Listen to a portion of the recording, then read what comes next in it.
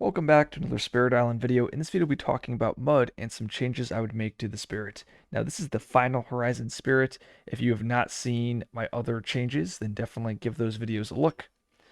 Mud has a couple problems. First, it has a innate, this fourth tier that's too hard to hit. It has a card that is a feel bad to use, and it also has an early reclaim loop problem that tends to be very dominant into many of the adversaries. So let's talk about the reclaim loop problem first. We have foul vapors, open shifting waterways, and thickets, and you reach 3/3, which allows you to play these cards every turn.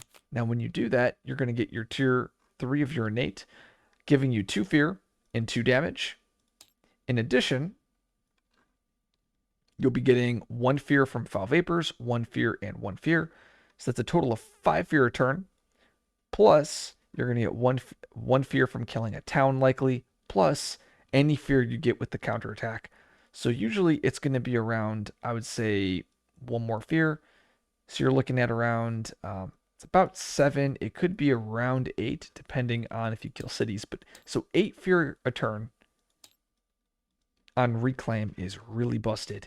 And you can get that quite early in the game, and that will demolish pretty much any adversary in solo. And you have waterways setting up Dahan always for your thickets, and then you have your foul vapors with your special rule to kind of deny another ravage. So you pretty much cover all of your bases. So this reclaim loop needs to be dealt with. I'm not sure how to adjust the reclaim loop without hurting the theme of the spirit or pushing it out of that low complexity. A lot of the time, it's because you're placing presence while reclaiming, so you're constantly developing the tracks. I think the easiest answer would be to get rid of this, but then you get rid of a lot of what makes Mud unique. But I think that's absolutely necessary. So I probably would just get rid of the presence, and I would replace that with a +1 energy, because Mud tends to have energy problems. Because you love to G2 spam, and you'll try to make G3 work, but it tends to be pretty awkward. I mean, it's a fine growth option. It's just G2ing a bunch in the mid game tends to just be far stronger. The second thing is I would adjust this innate here. And it feels bad to have 12 elements and only get 2 damage as the payoff. It's also too easy to hit the innate because all you need is just 4 cards, and voila, you hit the innate. And that shouldn't be the case. Usually I like the spirit to dig a little bit to work for those to work towards that innate, or it shouldn't be as easy as G2 and then just reclaim spam until you get it. I don't know how you would make it more challenging. Likely adjusting the elements on one of the uniques like thickets, and then I would increase the payoff on this card or on this innate. And it's challenging because like we want to keep the spirit as a low complexity, so making this innate more complex may push it out of that low complexity status. But probably just making this 4 damage is sufficient. You could do 2 damage and 2 fear, but then I'd be worried. I mean, the innate's giving you 4 fear. The cards are giving you like 3 fear, plus you're killing stuff.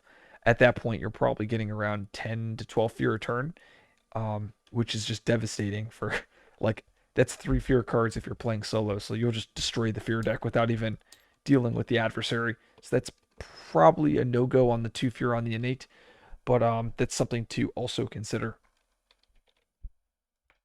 The last thing I would do would be to adjust Exaltation of Tangled Growth. This is a card that's going to give power cards to 2 different spirits.